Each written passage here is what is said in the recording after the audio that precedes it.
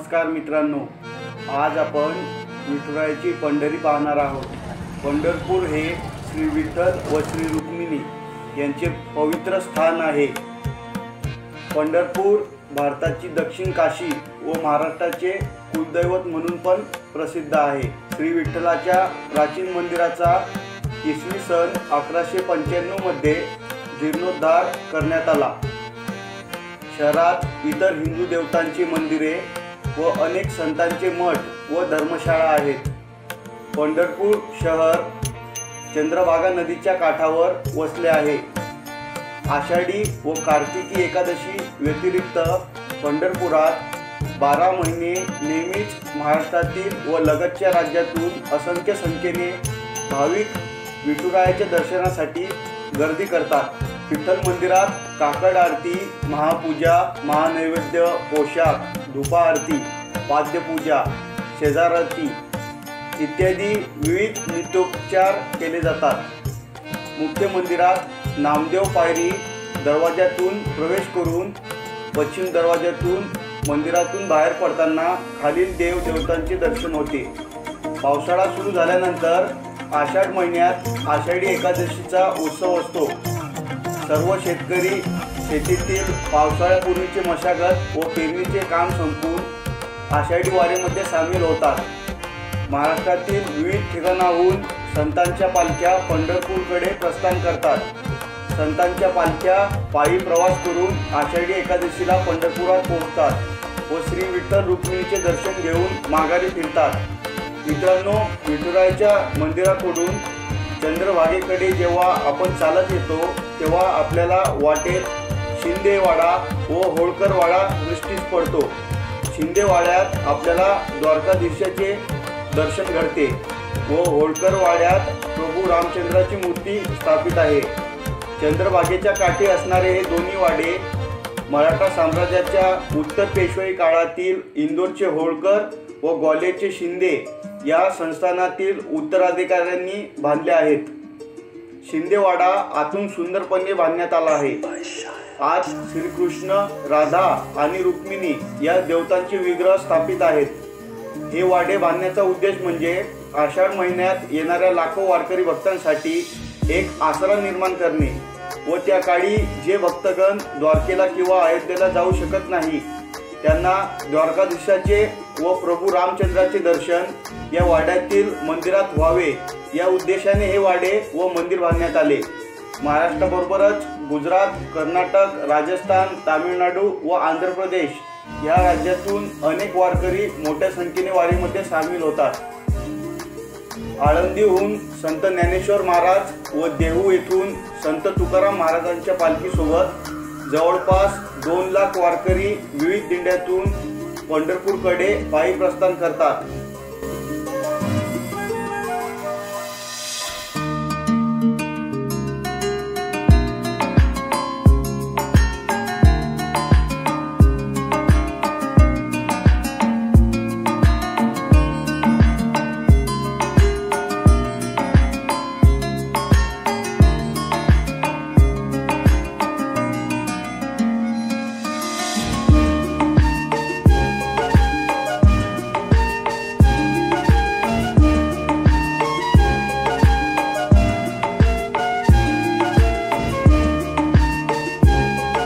शिंदेवाडा पाहून मी चंद्रभागेकडे आलो।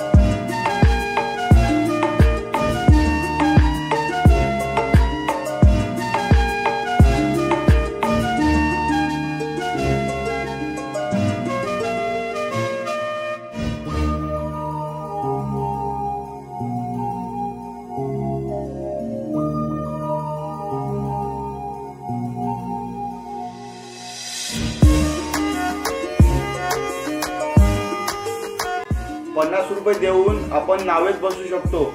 नाव चालवणारे आपल्याला नदी पात्राचा एक चक्कर व चंद्रभागेचे दर्शन घडवितात। भीमाशंकरावर उगम पावलेली भीमा, इंद्रायणी, भामा, नीरा यांना पोटात घेत पंढरपूर जवळ येते। रेल्वे पूल ते विष्णुपद हा 5 किलोमीटर अंतरामध्ये ती 3 वेळा अर्धवर्तुळाकार होते, म्हणून लोकांनी तिला चंद्रभागा असे नाव दिले। स्कंद पुराणातील महात्म्यात चंद्रभागा नावाचे सरोवर महाद्वारात मल्लिकार्जुन मंदिराजवळ आहे असे सांगते। तर संत जनाबाई भीमा आणि चंद्रभागा तुझ्या चरणीच्या गंगा अशा दोन्ही नद्यांचा उल्लेख करतात। पंढरपूर सोडले की चंद्रभागा पुन्हा नाव बदलते। नद्यांचा अभ्यास करणाऱ्यांना हे नावाचे कोडे उलगडलेले नाही।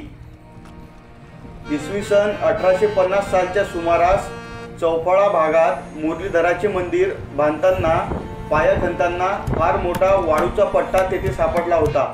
म्हणजे विठ्ठलाच्या पूर्वेस व पश्चिमेस दोन्हीकडे जलप्रवाह होते असे दिसते। काळाच्या ओघात आता काही नाही।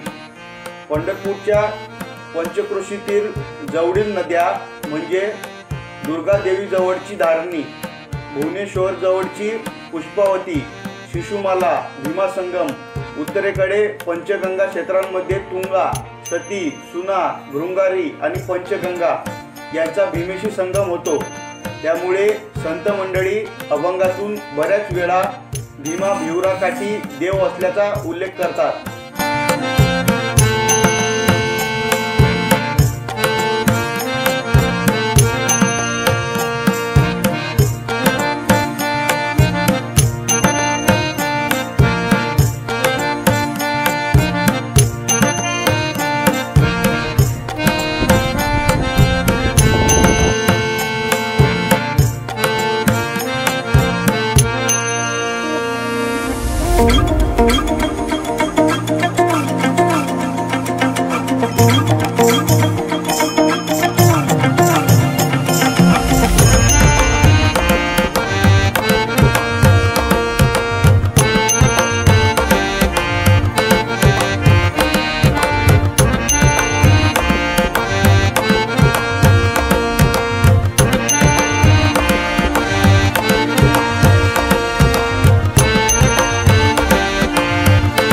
शके 1111 मधील शिलालेखाच्या आधारे असे अनुमान करता येते की शके 1111 मध्ये पंढरपुरातले विठ्ठलाचे देऊळ निर्माण झाले।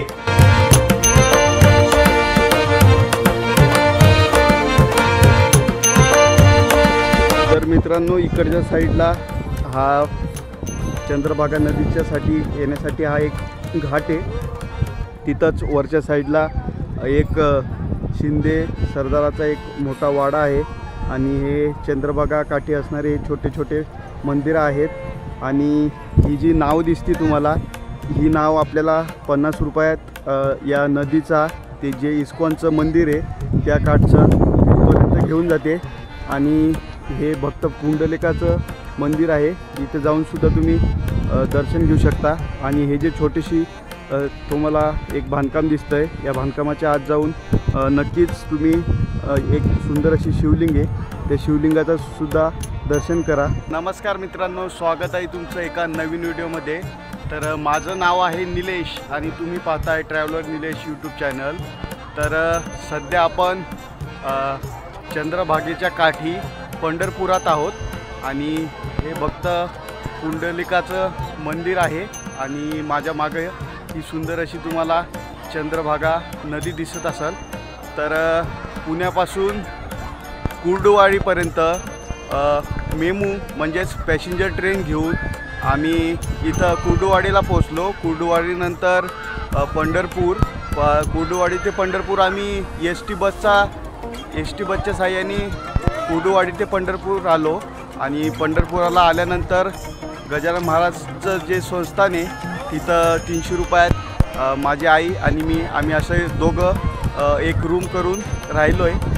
तर सुंदरपणे ही पंढरपूर नगरी आपण आज पाहणार आहोत।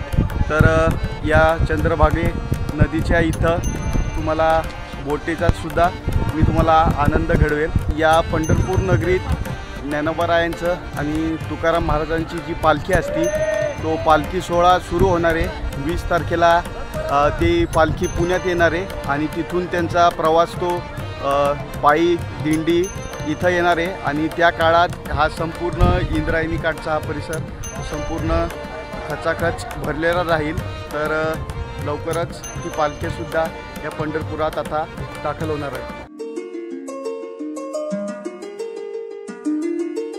पंढरपूरमध्ये राहण्यासाठी अनेक मठ हॉटेल आहेत, पण सर्वोत्तम गजानन महाराज संस्थान आहे जिथे रूमसाठी ऑफलाईन येऊन रांग लावून रूम मिळते। 300 ते 1500 पर्यंत रूम्स अवेलेबल आहेत। भक्तांच्या सोयीसाठी 60 रुपयात पोटभर जेवण मिळते। सकाळी नाश्त्याची सुद्धा सोय आहे। सर्व परिसर खूप सुंदर आहे। या संपूर्ण परिसरात गजानन महाराजांचे मंदिर व राम मंदिर आहे। इथे आम्ही एक दिवस रूम करून राहिलो। ओव्हरऑल एक्सपिरियन्स चांगला होता। तर अशा प्रकारे आपण पंढरपूर पाहिले। भेटूया लगेचच पुढील भटकंतीमध्ये।